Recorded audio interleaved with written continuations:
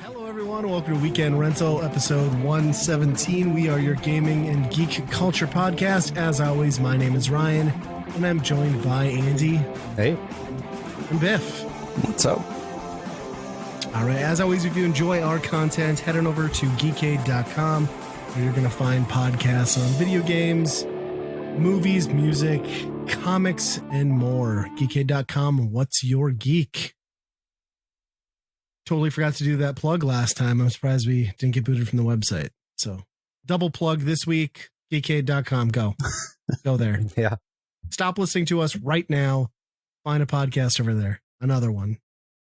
Well, or later. Just wait till I was the kidding. podcast yeah, is over. Wait till the end. Then jump into Geekade. That's it.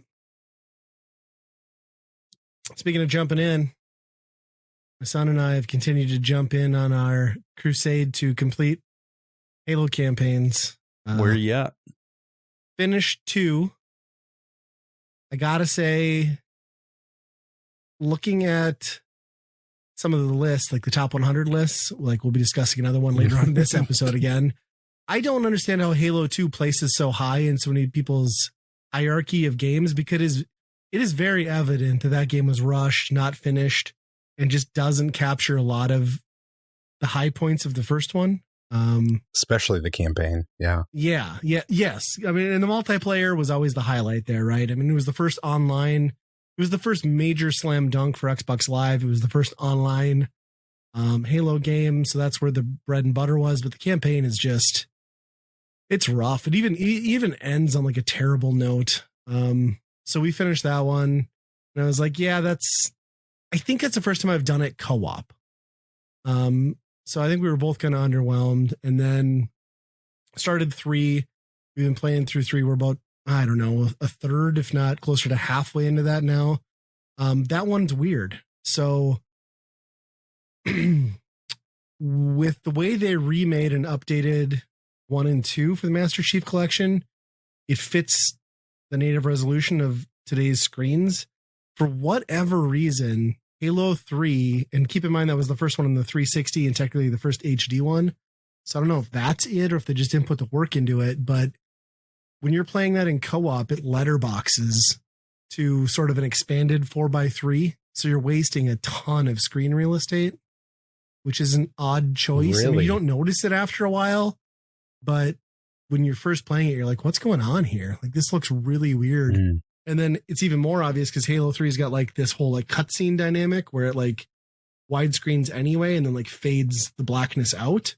Well, it looks like this weird, like, it looks like if you're used to like modern displays, it looks like you've incorrectly selected the resolution for the video you're putting in.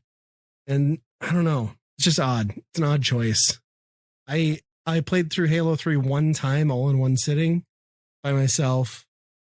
So I'm basically playing this game again for the first time. And I don't know how much I'm liking it so far. I mean, it's better than 2. Plays better than 2. It's cool that in co-op, one of you is always the arbiter and one of you is always Master Chief. At least so far. But I don't know. The Flood's already back. I hate the Flood. That's never been my part of Halo that I like. So that's annoying. And I don't know. We'll see. I'm looking forward to getting through it. I mean, and playing ODST because I thought ODST was really interesting. But I don't know if my son's going to like that though, because, you know, the Chief is kind of his thing, right? Yeah. That's what I was going to ask, if you're doing ODST and Reach. And yeah, I mean, I think Reach is probably top 2 or 3 as far as campaigns go. That one's really good. How long? So yeah, the plan is to go through about 8 hours. Okay. And that's if you are like doing your first, like, I know what I'm doing. Like, I know when to keep running. I know where to go, like, for the most part. So we're getting through them pretty quick, at least the first 2. 3, again, not as familiar. So it's going to be tougher. And 4, I only got through about 75%. But very manageable for like a weekend. Oh, for sure. Yeah. We do them usually in like 2 sittings. Nice. Did they do split screen co-op all the way up through 5? Or is it? I don't know. They might have cut it out. It might have cut out at 4. you might need 2 machines at 4. Yeah. Huh. 5 for sure. I think you do. Maybe I'm wrong, but hopefully in the Master Chief Collection, they put that in though, right? Yeah. I'm not sure. It's going to be a bummer. I mean, I guess technically I could create another profile and play with him on PC. Ooh, that could be a problem. I'll have to look. Well, we can controller swap anyway. Or I'll just buy an S and then do that. They're all over. Holy cow. Yeah, they are. Speaking of that, did you see the news today from Sony? Sony's solution to PlayStation 6 coming out? No, Sony was like, well, we can't possibly meet demand for PlayStation 5. So instead of ceasing production for the PlayStation 4 in 2021, we're just going to continue and make 1 million more of them over 2022 because they would rather get you in the PlayStation ecosystem with a machine that you could actually buy than have you go to a competitor because, you know, what's on shelves right now? The S. Sure. So, you know, it's a sound strategy. It's a great console. It's still very robust, I think, even as old as it is. You know, games look great. There's plenty of stuff coming out for it. But it's just so funny that, you know, they're acknowledging like the shortages to such an extent that they're extending the life of a dead console. I mean, 1 million units is significant. I mean, not in the grand scheme of like, would they sell 160 million of those things, but they're not crazy. They're not going to put them for $150 like most consoles do at this point, you know? Right. Yeah. They'll still sell for the full, like, what was it? $299 is what? Yeah, probably. That's the thing is, when's the last time you've seen a PS4 on a shelf? Yeah. At least a year for me. I don't think I've seen one in a year. Wow. Now that you've even mentioned that, I was trying to go back to like the Targets and Walmarts. I was like, I don't think I've seen one. No. Even the VR stuff I don't see anymore either. Yeah. Xbox One, same thing. Yeah. It's unbelievable to think about, but yeah, there's been no way to get your hands on one forever. And you remember the days of like the retro days where a new system was out and you would still, I mean, they would still try to push an NES, you know, they're pushing to the very end. And so those days are long gone where when the new one's out, the old one is gone. You don't see anymore. So, because my folks would always, you know, Toys R Us or KB Toys, and they would say, but that one's cheaper. No, I don't want that one though, because that one's 10 years old. Well, then think of, it happened a little bit with the Saturn, but not maybe nearly as bad. But think about the whole Wii U generation with Nintendo, where Nintendo gave up a full 18 months before they had another product in the market. Like they just didn't have a console. And they're like, the 3DS will get us through. Yep. You know what I mean? It's weird to think about. And then when the Switch finally showed up, they're just like, I don't know, we got Wii U games. It's like, what were you doing? Nobody bought those. Let's move those over. Port them over. We were working on Breath of the Wild, Andy. Yeah, that's what we were doing. Yeah. It is weird. I mean, realistically, though, I think they could continue to sell PS4s and they'd sell well for another 2 years until there's a price drop on the PS5. I don't know. I mean, that's a $600 price tag. Well, especially if like Horizon is still coming out on it and, you know. I'd love to see a clearance sticker slapped on one of those things. Wouldn't that be fun?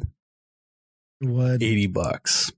Sure, why not? That's kind of like that generational flip with the Xbox 360 and Xbox One that coincided with Kmart and Sears going out of business and getting out of video games. Yeah. So yeah, you could buy a bundled like Xbox 360 500 gigabyte, which was a big deal back then.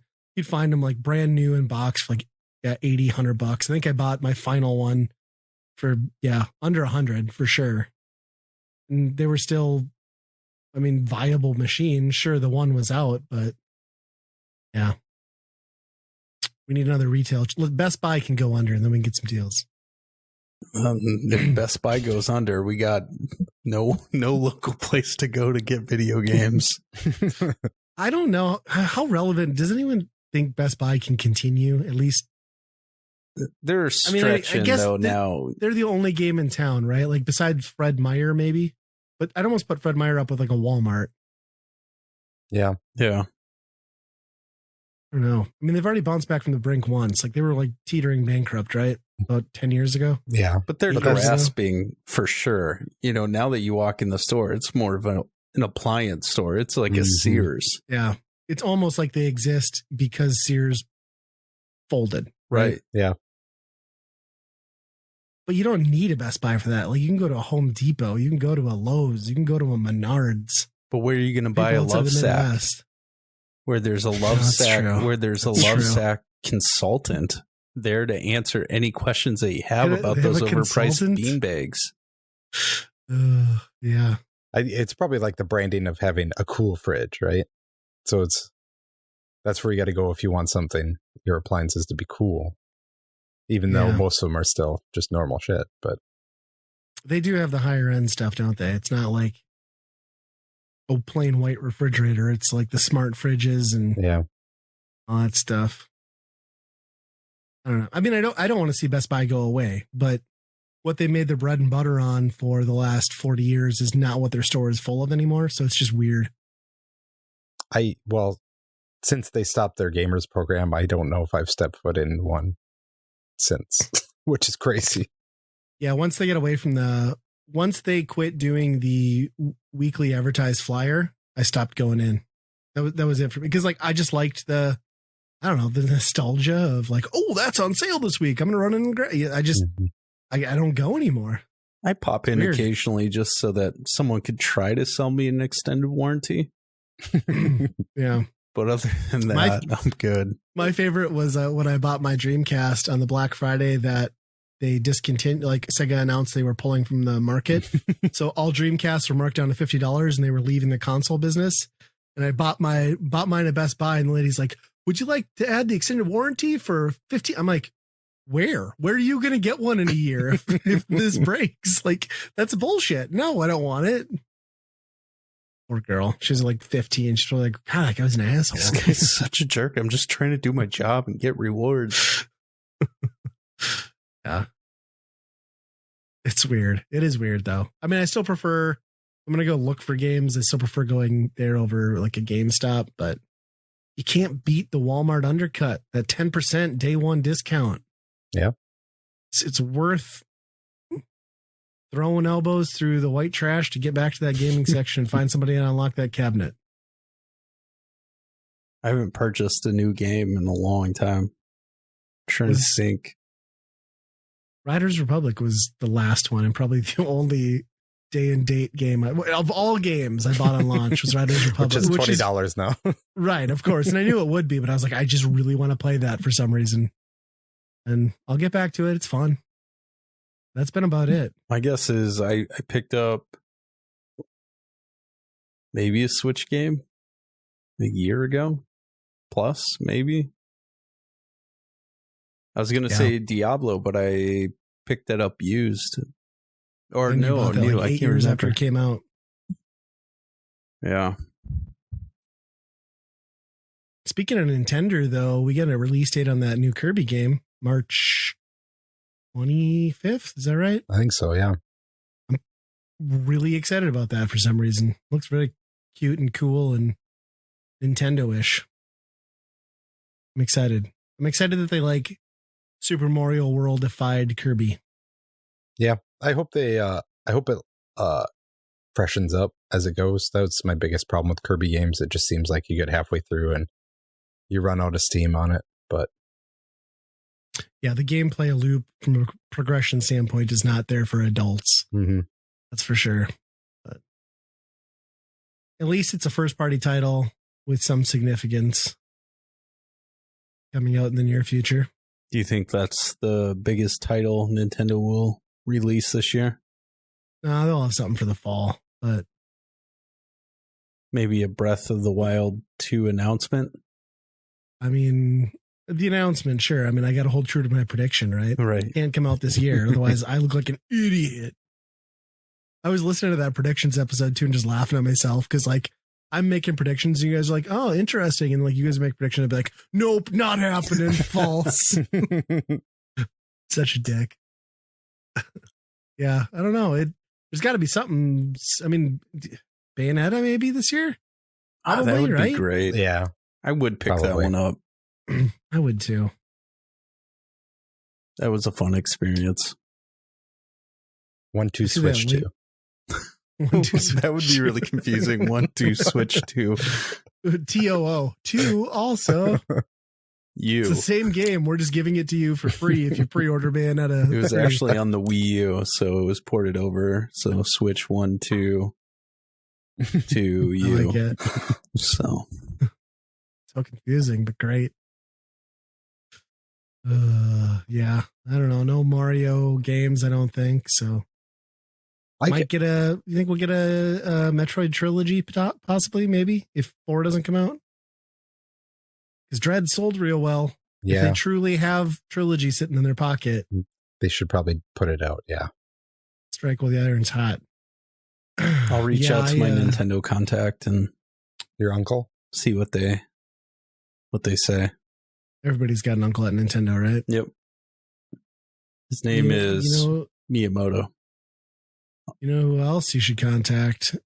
Since we're talking about plumbers, you want to fill everybody in briefly on the joy we had at the former GMR studio that we shut down? Oh my gosh! What? You just like poke the bear a little bit, because the story is a lot bigger than you know now. So, oh gosh, tell. Yeah. So, I have an empty condo, and we were using it for just recording and storage and all of that. So we're cleaning some stuff up. We were planning on meeting over at the studio at a good 7:00. I'm there at 6:45 early, as I do. And I just happily open the door to a rush of water. And it turns out that a pipe burst and probably was running for 4 days, 3-4 days. Oh. Lots of water. The garage was kind of an ice skating rink, which was nice. And so that was a monster mess. So that was last week, Tuesday. And then I walked back into condo 4 on Friday, and I heard water running. I was like, what the heck? The water's off. Doesn't make sense. The condo adjacent to it also owned that one. A water pipe broke in that one.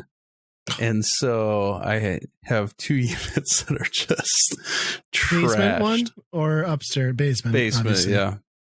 So same problem? What's that? Same location, same problem? Yep. Pretty close. So, wow. And that one is insulated extremely well, and wasn't enough, huh? Wasn't enough. Do you suppose it was the cold coming from the other unit? I'm not really sure. Yeah, so like I show up thinking like, oh, we're gonna show up and like pack up our stuff and like tuck our tail between our legs and shut down our ambitious failed project. And Nate's like, or Biff's on the phone, I'm on the phone, so I'm like messaging, I'm like, we're doing this thing, like you, me, you know. So then I get off and he's like, this is not good. I'm like, what are you talking about? He's like, there's water everywhere. So I go in and like, sure as shit, like there's still water pouring from the ceiling. All the lights are on.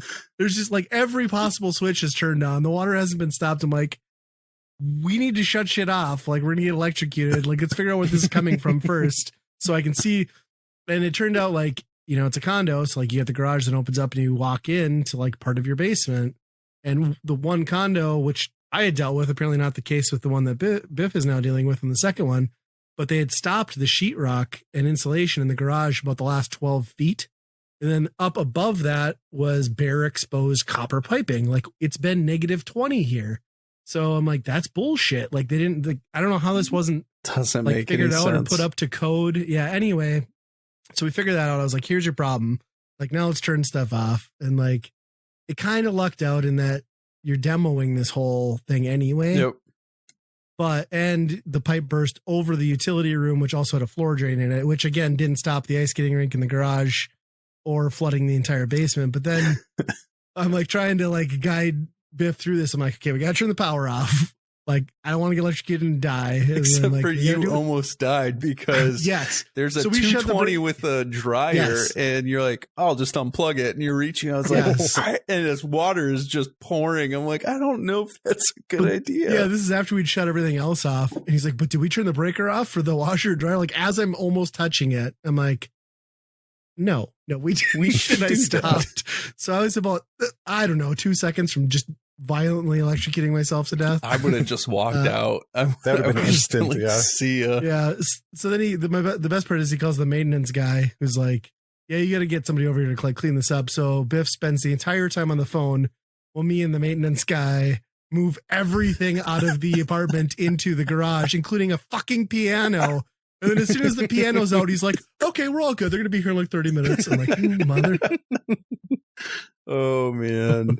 Yeah, I haven't had a whole lot of luck with water pipes these days. But yeah, I just the layout of that and the way that it was built, the contractor should have known enough to wrap those pipes, even before finishing insulation and closing it up. Like, I just like that was some bull crap. Like, you shouldn't have had to deal with that. Yeah. That's the joy. Anybody I call, they're like, silver lining though. Someone's cleaning it up. I was like, I don't want to hear silver lining. I'm past that.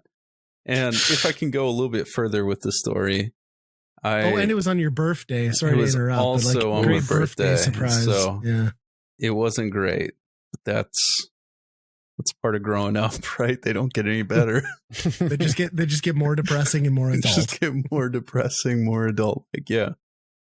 So the insurance adjuster stopped by the first unit that had a leak, and his name is Cedric, Cedric, Cedric the adjuster, Cedric, or something like that. It's Sedgwick.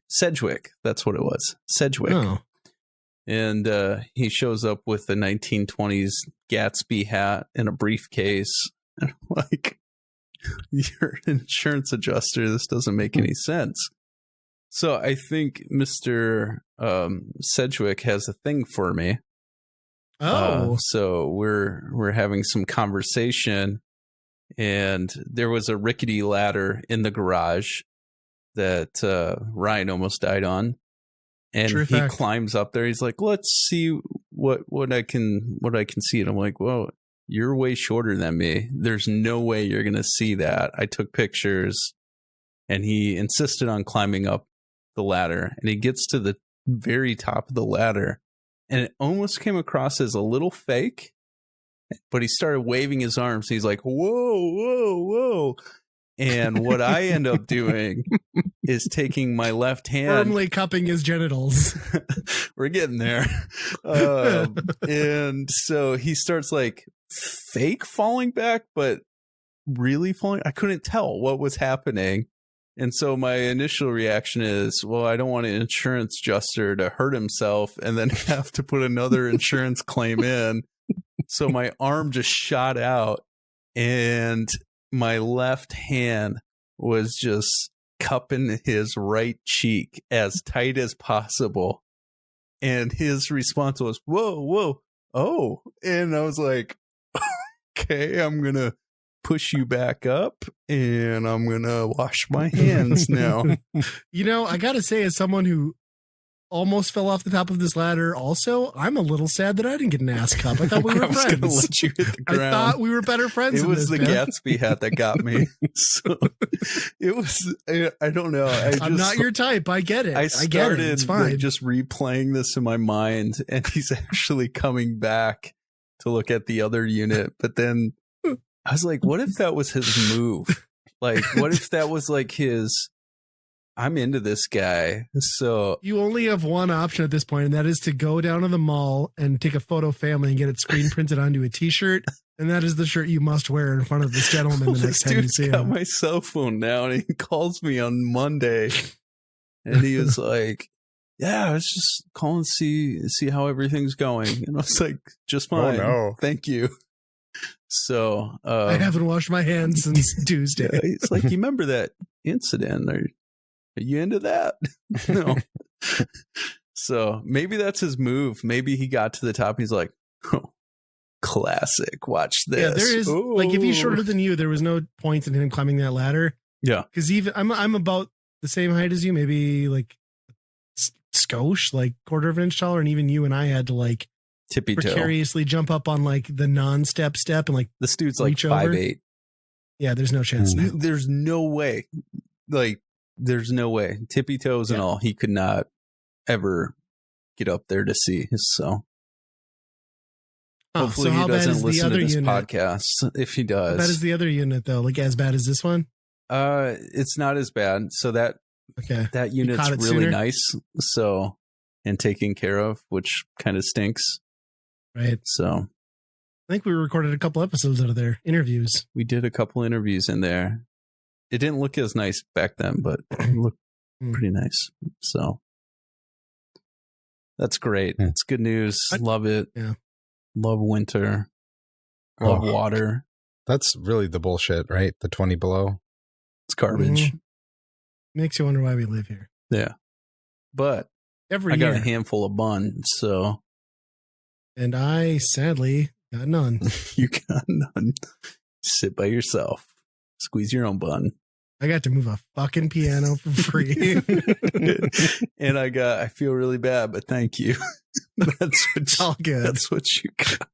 It was an interesting night. Oh, man. I got a hernia is what I got. We didn't accomplish anything that we set out to do. I think it was like, craps hit the fan.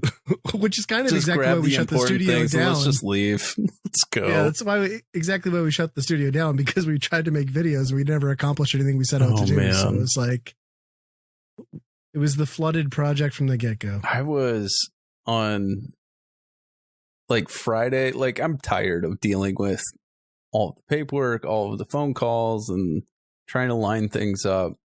Friday, when that second unit, I called my assistant. I was like, hey, can you come over here? And she's like, sure. And walked over and I was like, can you take care of this? And I just walked out. I was like, I'm not. And she was like, nice. Okay. I was like, I shut the water off. I'll see you later. Bye, Felicia. Yeah. Nice. Oh, that's my story. You're sticking to it, I guess. Speaking of dirty. Oh, we're going into the actual topic. No, I jumped into the gunk on the Xbox, and Andy, you were talking about it last podcast, and you said it was kind of underwhelming. I have no idea why I jumped into it. I was kind of just trying to find something to play that was short enough where I could see it to the end. And that game is extremely underwhelming, extremely repetitive, but it just sucks you in where it's like you're just running a vacuum cleaning people's crap up, and it's not hard to play. And I think it's gunk up. Yeah, cleaning the gunk up. But the story was fine. The visuals were okay. It was a very lackluster game, but man, the vacuuming mechanic, I was like, well, I'll just clean this up. Oh, okay. And then you just find hours go by. So I did finish the game, and I think I did it in, I don't know, maybe 7 hours, something like that. So did it over the weekend, and can't say that I'm glad I did, but I think it was fine. And then I jumped into Psychonauts 2. And that one, visually, like right away at the beginning, I was like, this is really cool. And then it just kind of died off on me. I didn't get too excited. So maybe I got to be in a mood for that one. Because it's weird. It's very weird. Yeah. That's the brand on that point. one. Yeah, I mean it's in the title, right? It's pretty self-explanatory. So I did play some games this weekend, which was really that's cool, kind of refreshing. Now that you say that about how relaxing it kind of is just to get all the gunk cleaned up, it bothered me a lot. And is it the third level where you're like going up like a tower? Oh yeah. And you can't clean up everything. And you're just like, oh, I can't quite reach over there. I need to clean that up. And just can't get rid of it all. I would say that I agreed, especially when I don't know, the game programs you, because the final boss, if you made it that far, they when they bust the window open and the gunk comes in, you don't have to clean it up. You can just start pulling levers and go after the final boss. But I was like, I got to go clean this thing. I'll be right back. And then as this final boss is just like chilling in the middle, like, I'm ready to fight you. Oh, where'd you go? You're cleaning that up. I'll just stand here and wait for you to come back. So not a difficult game at all.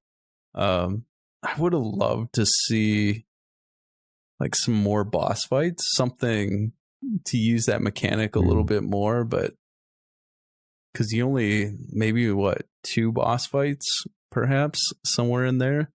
Yeah. And so I feel like they could have done a little bit more, but it's a game and I finished it. It made me think of Luigi's Mansion where you're just sucking things up. So yeah. At least in that game, you can use the money for upgrades, useful upgrades. You can't do anything. And once you upgrade, like final upgrade, there's nothing more you can do. You can't. Yeah. So, but you still have to like suck up all the plants for fun just so that you can say that you did it. So, yeah. The gunk. Ryan, now you got to play it. I will eventually. It's on my list. It's short enough. I'll gunk it up. After Halo, maybe. I played through a Game Pass game as well. I played through Lake, it's called. Oh, I started that too. Does it involve a lake? Yeah, you drive around a lake. You're a postmaster, right? Yeah, you just you're like a software developer from the city who takes over your dad's postal route for 2 weeks in this like small like Washington town. And it's interesting. I think my favorite part about it is you can role play a mailman like perfectly and be like as rude as possible, because I think that's like the perfect thing a mailman would do. And yeah, it's pretty good in that respect. Overall, I don't know, it's okay. It's kind of the same type of thing as the gunk, where you're just like, I don't know why I like delivering these. Is there anything more to it? I mean, you basically meet the different people in town and you talk to them, and then, spoiler, at the end, you're basically like making the decision. Do you go back, or is this your life now type thing, Did you go back? I did both ways at the end. So like, see you later. Yeah, I did kind of what they wanted me to do. And then after that, I was like, I did it as rude as possible. And just like, there's like a guy who like runs you off the road as you're leaving town, like in a chick flick where they're just like, oh, I love you. You need to stay. And I'm like, nope, I'm out of here. Bye. And the look on his face is pretty great. So that game came up as recommended. Yeah, because I played Firewatch. And so I started playing it. I was like, okay, this says it's a great story. And then you find yourself just delivering mail and boxes. I was like, this is it, huh? So I played it a little bit longer, went through like a couple of days expecting it to change. I was like, no, just delivering mail. So I guess I'm out. I would say it's not Firewatch. No, it's definitely not that. There's Firewatch has a lot deeper intrigue and story to it, where this is what it is. Yeah. Yeah. I was going to recommend Biff Valiant Hearts after playing Firewatch and Brothers. I think you'd dig that. That's really good storytelling. The gameplay is but it's interesting. I don't know if that game holds up. I never did do that one either, so I'll have to. Is that on Game Pass?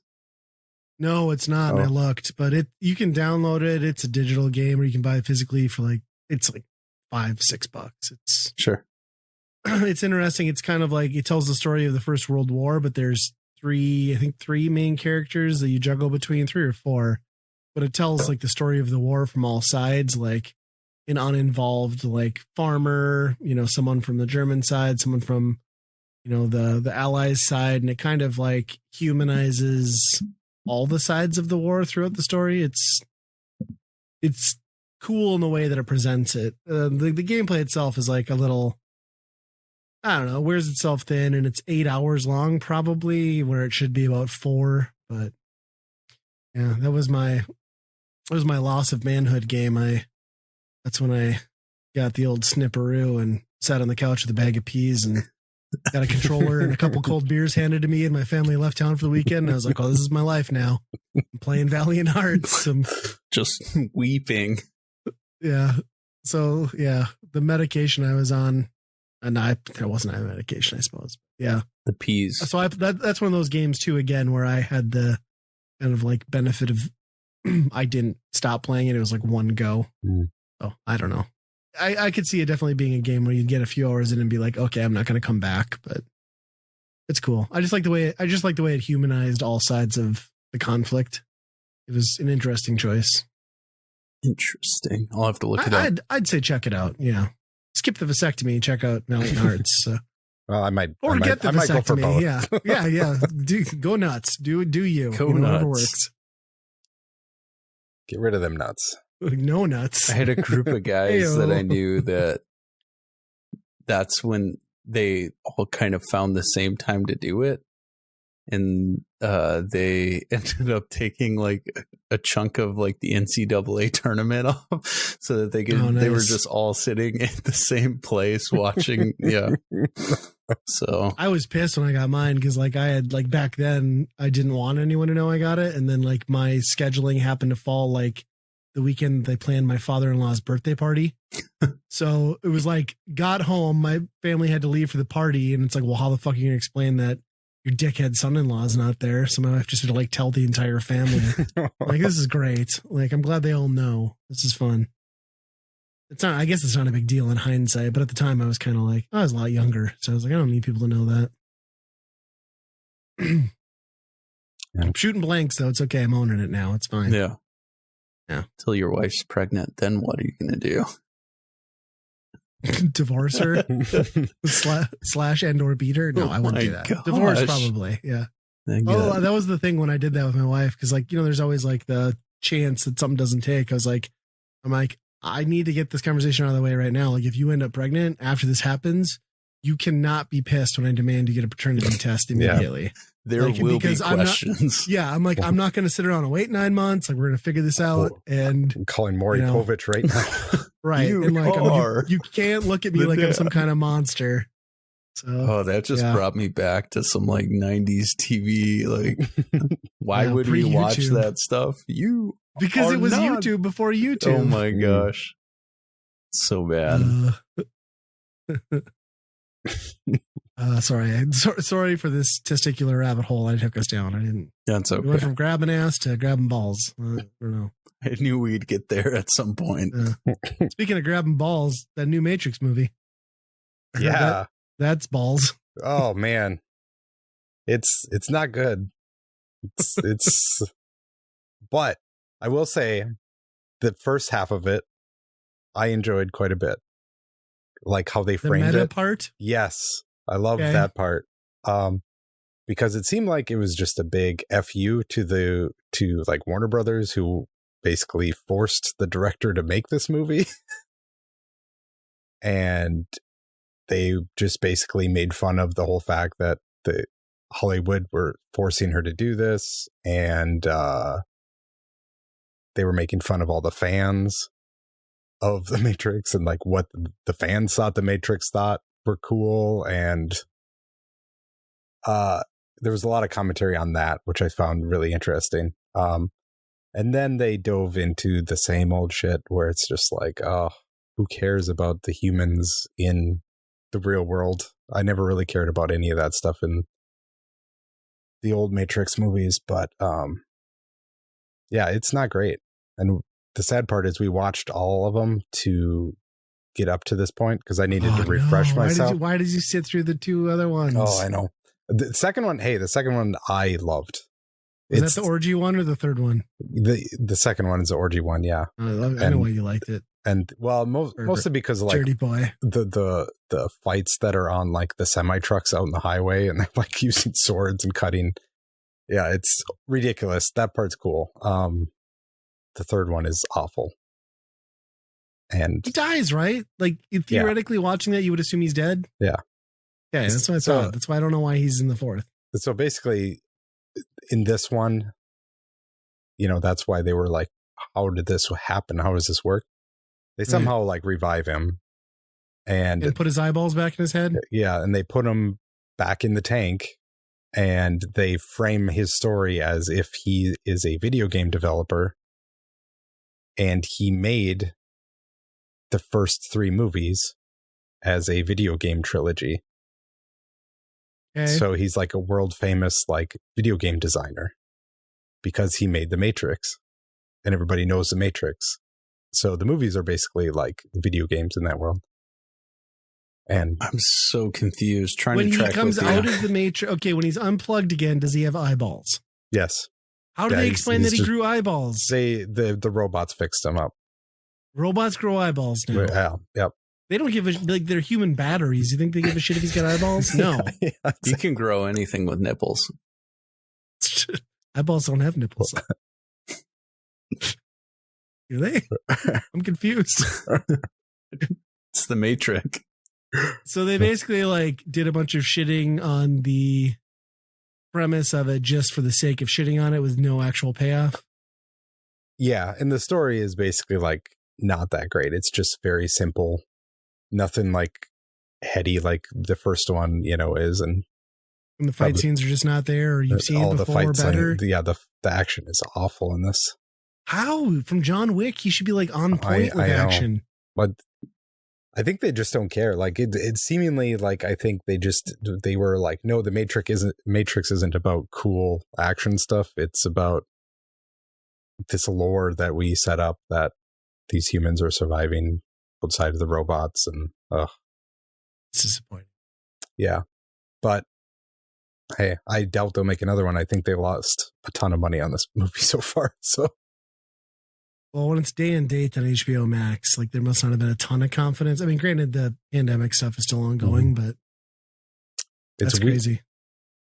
It's weird. I saw the CEO of Epic Games has a line in that movie. Oh, yeah. So it's really strange that like I wonder how many other people there that I'm not aware of in that video game company fake thing that are actually video game related. I don't know. That's at least kind of interesting. I'm sure. Surprised they didn't say check them out in Fortnite or something like that. Matrix Miyamoto didn't jump out and like snap his fingers. Or? Yeah. Is the Matrix in Fortnite? Those guys? Yeah. Yeah. Yeah. Why wouldn't there be? Yeah. Well, you were like the third person I know that has watched that and just hated it. In fact, my boss stopped. He didn't even watch it all in one sitting because he like hated so much of what was going on. As soon as he was amped and he went back just like you and rewatched everything. Yeah. As soon as he gets unplugged, stop watch, just shut it off. Just be like, oh, that's they lived happily ever after, whatever. But is there any progression to the ending of human slavery, or the story doesn't even go that far? Like there's no major victory. Then he wakes up. I'm not even sure. I don't really know what the ending meant. So that's probably what they meant. They're making another one is what they meant. Yeah. To explain the end. The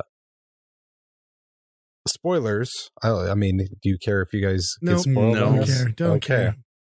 So toward the end, the girl actually becomes basically the super person, where Neo was in the first one. New Neo? Yeah, she is the one now. Oh.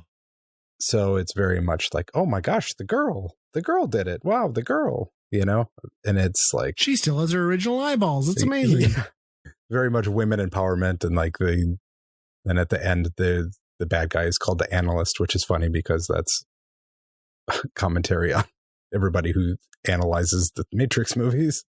But they kind of control the Matrix now. I don't know. Anyway, the ending of the first one ends with a Rage Against the Machine song over the credits. Does. And this one has a cover of a Rage Against the Machine song sung by a lady. So it's very much like... Wow. Was it Evanescence? There was a little bit of the girls can do it, like Ghostbusters thing going on at the end of that movie, but it was weird. We talk about that. What are you saying, Andy? What are you saying? Girls can't do things? Women aren't as good as men. It's Is that fact. what you're saying? Come on. Everybody knows this. Sorry, that's not true. In fact, as a podcast of men who are predominantly ruled and dominated by the women in their lives, I'm going to test. I'd be interested to know if we had any female listeners. If we do, I'd be interested to know if we have any listeners. Send us an email. Let us know. I was going to say, since you touched on the 2016 Ghostbusters, have you seen the stink that the producer of that film has been raising over whoever? Is it Sony owns the rights to? Is it Sony, I think? Yeah, Sony has it. Owns the rights to Ghostbusters because they're doing a Ghostbusters definitive like DVD Blu-ray bundle thing. And it contains all the films, including the new one, minus the 16 film. And he's just been going to war with them on like Twitter and social media. Like, really? Are you kidding me, Sony? Like this, it was a Ghostbusters movie with Ghostbusters in the title, and it had Dan Aykroyd and blah, blah, blah. But they're different characters. And everybody hates them. And everybody hates 2016. Even though Metacritically wise, it scored higher. It's not a good movie. Yeah. And it's not because there's women in it. It's just a bad movie, Ryan? Even with men. Is it, Ryan? Yes. No, wait. Did you trick me? I don't know what's happening. I need my lawyer. To be honest, that movie is very sexist toward men. Is it? I don't know if it... Well, that's true, yeah. Remember the Thor, yes. Thor guy. They just treat him like eye candy the whole time. I can't believe it. I just don't like the characters in that movie at all. Like, the characters were bad. I don't like what's her name because like she's the same in everything, right? Like, I'm fat and awkward. Look at how fat and awkward I am. Like, okay, that was funny like the first 10 years of your career when you did that. It's not funny anymore. And then Kristen Wiig is like, yeah, she's funny, but she's Kristen Wiig and everything. Like, don't need Kristen Wiigify the ghost. I don't know. It just didn't work. It didn't work. It was bad writing. You missed the point of what makes a Ghostbusters movie a Ghostbusters There wasn't writing. Half the movie was just them ad-libbing it. So yes. So I'm sorry. It's a bad movie, everybody. And it doesn't belong in the box set. Well, I mean, I guess I could use a coaster. Just don't charge me anymore for it. Keep my pre-order added. I'll put a coffee on top of that bitch. There's a few good jokes in it, but overall it's not great. Yeah, not worth it. No. And the first one's better than critics are letting, or the new one's better than critics are saying. The critics are just being cynical assholes. Yes, it's unoriginal. There are problems, but it's a good time. That's all Ghostbusters movies are. There's a good time. Mm-hmm. I mean, that's the one thing this Matrix movie has going for it. It's completely shitting on remakes and reboots and stuff like that. Even though it's kind of shitting on itself. So it's like you can't really fault them for making a reboot when they're making fun of it themselves. I don't know. Yeah. Well, I can't wait to check that one out at some point. Wait until it's free on something that I already, well, I guess not free, but on something I already paid for. Yep. It sounds like it's the death of the series. Yep. Speaking of death, I don't mean to sound so excited. We lost a true American this week.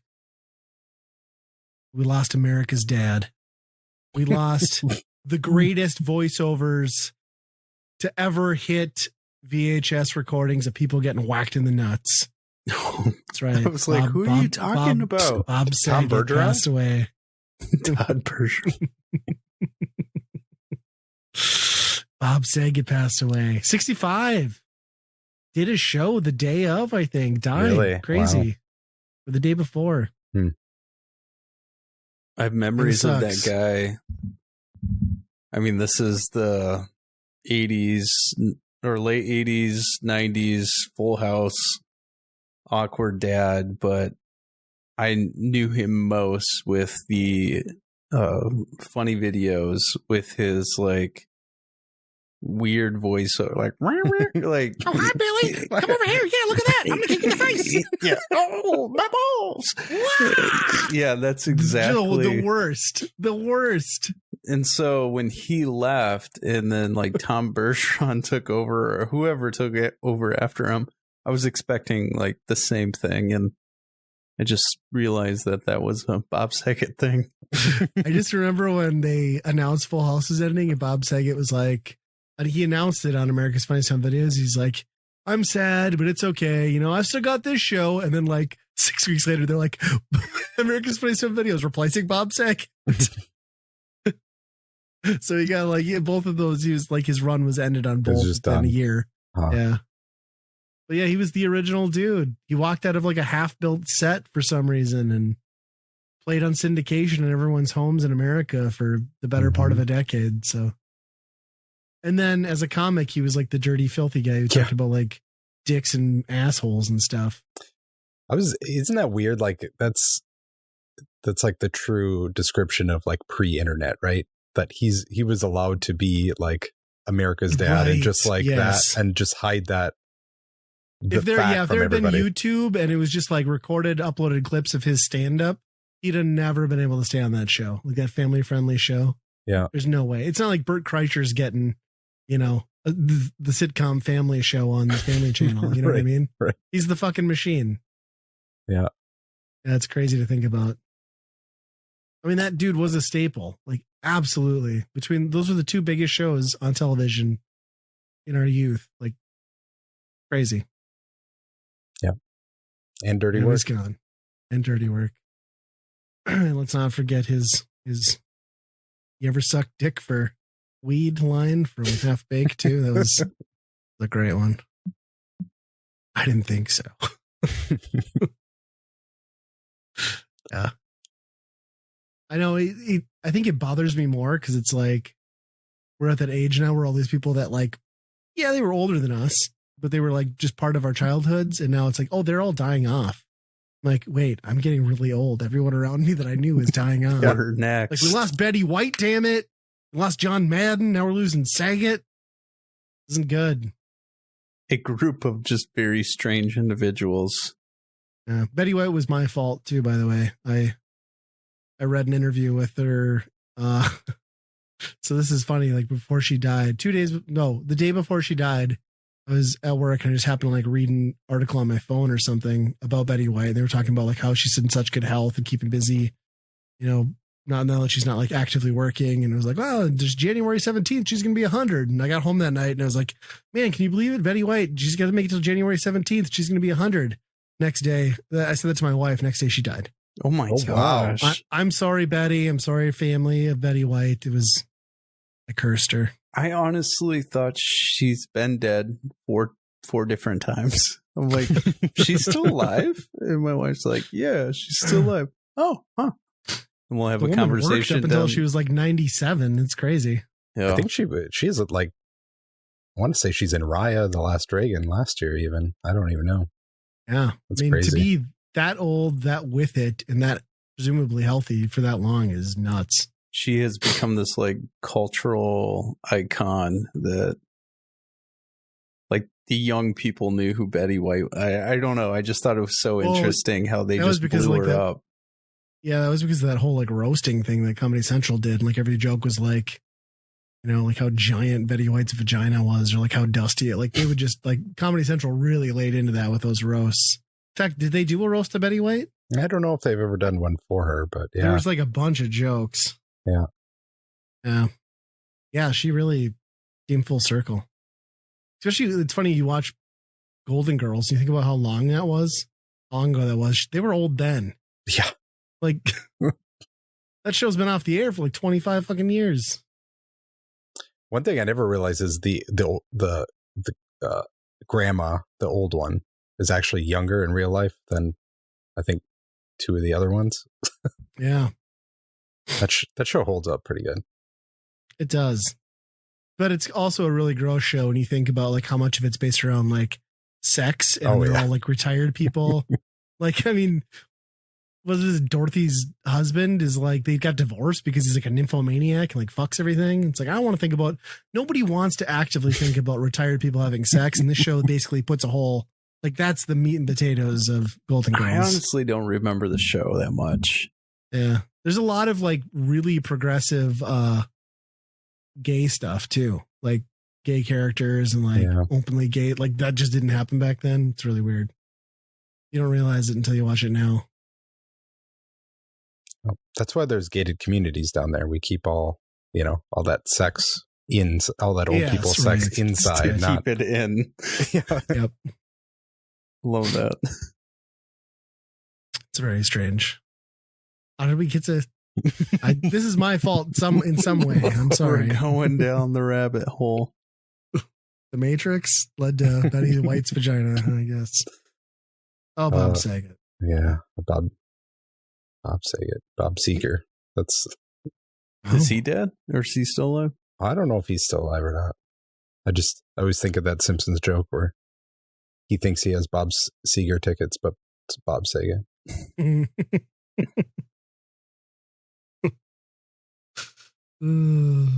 Have you guys been wordling? Wordle? Is it like a Squirtle? Is it a kind of like Pokemon? It's a word game that's taken Twitter by storm. Has it now? Yeah. Have you seen any of people tweeting like blocks of yellow and green and blank? Nothing. Wow. No, but I pretty much like purged social media. So that's probably why. You're doing good. No, it's basically just a game that's like, Mastermind, where you try and figure out a pattern by, this isn't the right spot. This one's, it's in the pattern, just in the wrong spot. You just try and figure out words that way by guessing letters. And basically me and my wife do it every day. And then we make fun of each other, the other person that wins that day. And so far it's okay. How do you play? Someone's tweeting this out? How do you get your wife to do it every day? She does it all the time. She usually beats me right away. So that calls for out of context. Oh yeah, this is where we're going with this. That's where we were taking it. Yeah, but so there's a Twitter handle that's Wordle, and Wordle sends stuff out. No, it's if you Google it, it's some European thing that has it on there. But when you share it, it just like shares it. It like copies the emojis of all the little boxes to your clipboard. So everybody just tweets, copy paste to tweet it of your results. Confused by this whole thing.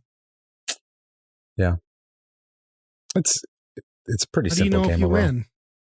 You just have 6 chances. So like just like Mastermind, where you try and figure out the word. Who tells you if it's right or not?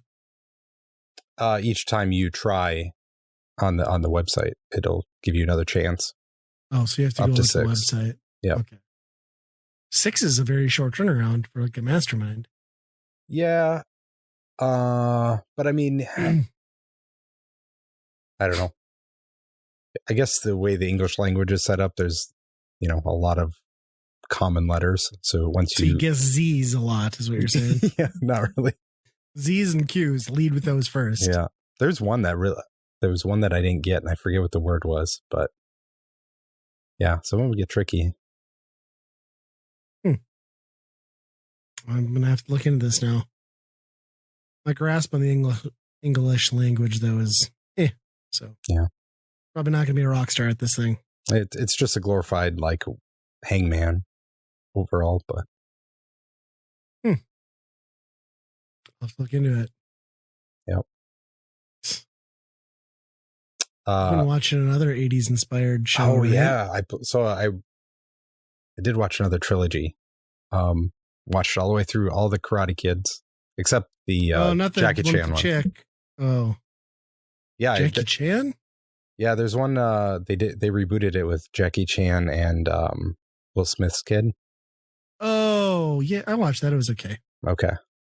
No, I watched the original 3, including the one with the girl, which this is going to make me sound sexist again, but that movie is terrible. Oh my God. Because what do you have against women? Okay, she's a terrible actor in that movie, and her character has like a zero growth. Yeah. From a person, like a human being standpoint. Or there's no reason to like that character at all. No, she doesn't want to be there the entire time. And she lets you know at every step of the way. Yeah. And it's not like the first one where like Daniel is like, what the hell? This guy's making me do all his work. You know? But he never gives up. He just like, what the heck? What's going on? Until he, finally figures out, oh, he's actually doing the moves. Right. This is just like the complete opposite of that. Well, she like straight up quits at some point too, right? Mm-hmm, yeah. Just takes off like, F that guy. Yeah. But I mean, her acting is horrible in that. And she's like went on to win Academy Awards, which is crazy to me. But yeah, it is shocking. It's even worse that. But she was also went on to star in Electra, which makes perfect sense. So the antagonists in this movie, where it's like a group of like, I think they're a school program or something. I don't know. It seems like that. Or an after school program for sure. Yeah. But they're basically like straight up like evil rapist dudes and their, master is horrible. They also seem pretty like racist, to be honest. So like, at least in, the first one, they're the antagonists, but they're just trying to be the best, just trying to do whatever. These people are just straight up evil. It's like, just hate crimes. It's a whole nother level on that. But we ended all that and we started watching Cobra Kai, which is on 4 or 5 seasons now. Yeah, I think it's on 4 now. So refresh my memory. It started out as a Netflix original series, a YouTube Red series, and then got brought over to Netflix. Yep. So did they do 2 seasons with YouTube? Yeah, I'm not sure the lineage on that exactly. We're only like halfway through the first season so far, but it's interesting. That's for sure. Is it as good as like the thing I've always struggled with that is like, I know a lot of people got really excited about it. And like, I remember being like big into the Karate Kid too, but like, I don't really have like a ton of nostalgia for why I liked the Karate Kid other than it was karate in the 90s and 80s. And that was awesome. So like, is there enough there to like kind of pull you in? The characters and what the crux is them, for better or for worse, that like these 2 people's lives have somehow been pivotably changed on that one fight, Sure. Which is ridiculous in the grand context. Yeah, everyone knows that one fight you had in high school determines the rest of your life. Yeah, so. Exactly. But if you look beyond that, I mean, it's kind of halfway high school drama, which is whatever, I guess. That part I'm not as much in love with, but it's okay. They say it gets better, so so it must if it's continued. So and everybody's still in their main role, like bad guy's bad guy, good guy's still good guy. Well, I mean, you're supposed to I think, cheer for Johnny Lawrence. Oh. In this one, he seems like the protagonist in this, but I don't know. Daniel's kind of an asshole, but he's kind of an asshole in that original movie too, a little bit. Yeah, he's kind of a smart ass son of a bitch, Pony Boy, right? The Outsiders. Yep. Like Pony Boy. Yeah. he was always on the wrong side of the tracks. Yeah. Yeah, I've strongly considered getting into that too, because they must have just dropped more episodes, because Netflix seems very keen to like recommend that to me. Yeah, I think that's why we kind of got all into it too. Yeah. Yeah, I could see checking that out. I might have to do that. I'm running out of shows. So we got through The Witcher. We decided for some reason to start watching Riverdale, because we've been we watched Sabrina. So it's like, well, let's watch the adjacent show, right? But that show is getting so stupid.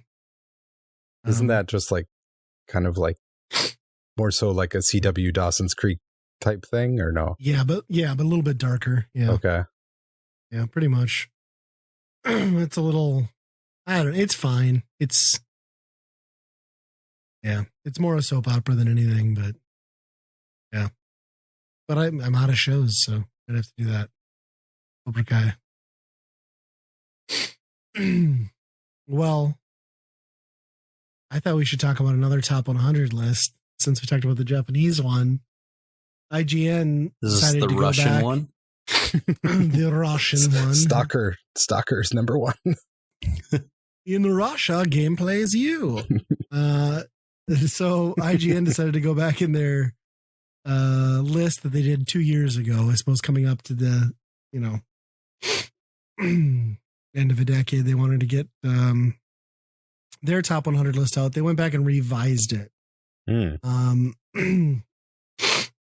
not going to go through the whole thing. We could, but they moved some stuff around in some interesting ways. And we'll start at 21 again, because I think 21's interesting. We'll just go through this kind of. So this isn't necessarily console games. This is just greatest games of all time. But 21, they put the original Super Mario Brothers. And again, this one shocks me. 20 makes Undertale makes the top 20, which is such a new game. 19, Bloodborne. Oh, interesting. Which I think that style of game has its fans, but like that's such a new game for it to be in the top 20. That might be the best of those games, though, right? Probably like most Dark Souls approachable. And all that. Yeah. An interesting one that I guess I can't argue with from an aesthetic perspective. 18 is Bioshock. So that's a good one and done type game. Similar to the next one they put in the list. 17, they said The Last of Us. Yeah. And 16, and given everything, not my game, but given everything I hear about it, I would have expected this to be higher, but The Witcher 3 put there.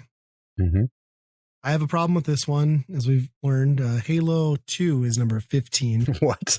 I don't think Halo 2 hangs in the best of the series. Certainly not 15. 14 is a older game, Castlevania Symphony of the Night. Here's another one that I kind of scratch my head at. I still haven't gotten around to it, so I guess I can't really say, but they say 13 now is Hades, greatest games of all time. So that's really interesting. It's good. It's a little fresh for that call. Yeah. I don't think there's enough depth to it to even hit the list. Yeah. It made it up there, though, almost top 10. Interesting. So 12, I think it could be higher, is Grand Theft Auto 5.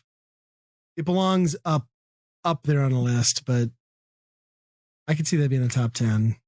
This one makes me a little sad too, kind of like with the Japanese list, but number 11 is Super Mario Brothers 3.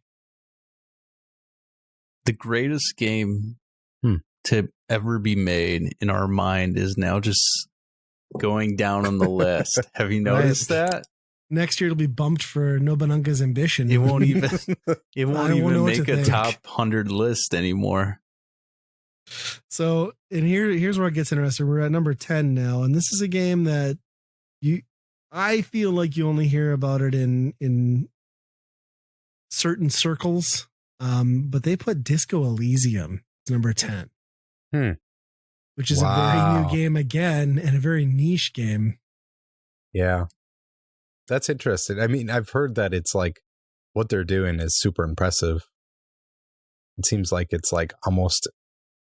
But I feel like that's like 15% of gamers have played it. Yeah. Or well, it's heard mostly of it. Well, it's probably because it's mostly PC focused, right? And now it's just starting to come out on everything else that I don't know. Yeah, that one I was surprised at. This next one I can get behind. They put Half-Life 2 at number 9. I guess maybe I could see, I don't know where Portal 2 falls in this list, but Portal 2 is pretty damn good too. But Half-Life 2 did a lot for the genre. It's also one of the last real games that Valve made. So this one, I don't know. I'm going to see how this lands with the rest of this crew. I don't like it. Number 8, Red Dead Redemption 2. Oof. As long as Red Dead 1 is higher. I guarantee you it's not. I think it's a good game. I think it should be on there. Top 10? I would personally say yes, even though like our experience with the game isn't great. Yeah. But yeah, I never want to look at it again. I just music, story, gameplay, I feel that. Wow, but that 3-hour prologue to get to the game. That island, the part. The island, the use of the N-word. I don't care if it's contextually right within the times. Yeah, that was... I don't know about that. I'll hold to it. Okay.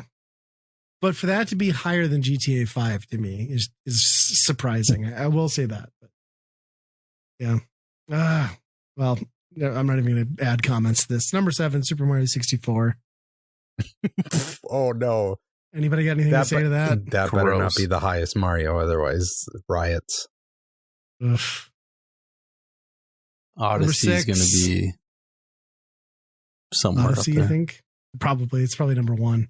Greatest game all time. Number 6, Mass Effect 2. I thought the general consensus on this one was that the Mass Effect trilogy had been losing favor, but apparently not.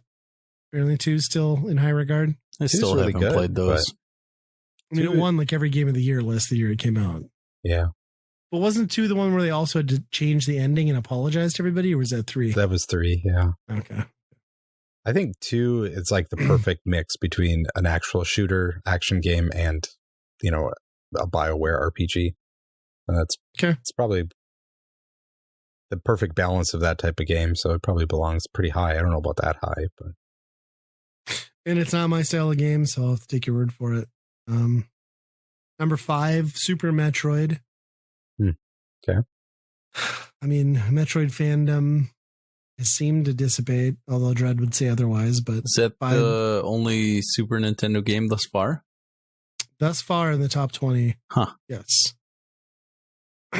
So number 4, I can get behind this one. At least be it in the top 10. The Legend of Zelda: A Link to the Past. So we got back-to-back Super Nintendo staples there. Oh, surprising. Number 3, Portal 2. So, yeah, that's a real good game. I don't know if that's the 3rd greatest game of all time. I struggled to get behind that, but it's an experience and everyone needs to play it. I think, yeah, it's definitely one that everyone should play. Yes. Number 2, I think everyone here will be happy. Super Mario World. Hey. Again, I would always swap that with 3, but me too. It's the best as long as it's in the top 10. It's better than 64. Oh yeah. I mean, we can get behind that. I'll give everyone no points for guessing what number 1 is. I think you could probably both say it. Yeah, of course. Yeah. It is Breath of the Wild. So Legend of Zelda Breath of the Wild, which is weird. I feel like that wasn't making number 1 games a couple years ago, and it's moved into higher regard in these top 100 lists. Well, I feel like in gaming circles, I hear more detractors on it than I would have closer to launch. Not that it's a bad game, but it's not all. But I hear more people talking about its flaws and how it's not actually all that it's hyped up to now. So it's weird that these lists have shifted, but I can't argue with it. I like what I had. Yeah. I mean, I feel like I heard that when it came out too. And it was like the people that were trying to knock it down a peg. Right. Initially. Which it's like, okay, it always came to the stamina and weapons breaking and stuff like that. And that's always what everybody pinned it to. Those same people, you just never heard them say, like, the whole thing's bad. You know, like the whole structure is bad, everything. So I could see why it would be number one, because I don't know if you can actually argue against most of the gameplay and the way it's set up. The experience, yeah. Yeah. I mean, there is thoughtfulness in some of the frustration, I think. Like, I think people forget. I get why you get annoyed with weapons, but I think you forget that what it makes you do is be inventive. I mean, I hope there's a repair option in the second one, but I got around it. Yeah. And my son is on like his 10th reset of that game. So clearly there must be some magic to it if an 8-year-old has played through it that many times. I'm surprised that Odyssey didn't hit the list. Nah. I mean, I can see where it landed. I'm sure it's in the top 100. Let me check. I'm kind of looking at it now too. I mean, that game was held at times higher than Breath of the Wild. But it's always been bullshit. Classic Ryan. It's always been overhyped and overblown. I'm sorry. Actually, I'm not sorry. It's a fact. Fortnite didn't make it past 79. Dude, this is a travesty. Super Smash Bros. Ultimate at 76. Are you kidding me? Fuck you, IGN. But Spelunky 2 was higher at 75. I thought people didn't even like that one. I thought so too. Mario Kart 8 Deluxe, best selling game in the franchise, 72. They got Donkey Kong ahead of that. Well, get fucked, IGN. I mean, yeah. All of these look like they belong on the list. The order might be a bit weird. Journey at 58. That's your baby. Yeah. And they put Overwatch and Apex Legends both made it. No way. Half-Life Alyx is 26. Apex is huge. Here's one I don't agree with. Miss Pac-Man at 53. I think it should be in the top 100, but I don't think it should be 50. I think, Ryan, you need to put your top 100 list together. I'd be you'd have to take quite some time, but I'd be interested to hear your list and see if I destroyed or not. Okay, I'll do it. Yeah, Ryan's top 100 for the next episode. Ryan's top 100. 100 is a lot of games. That is a lot of games. I could do it. Yeah, they didn't put Odyssey on here, I don't think. You're right. That's really interesting. I like how Metal Gear Solid 3 has made these lists like very high up. That was always the one where like I felt like it didn't quite land the way like publicly.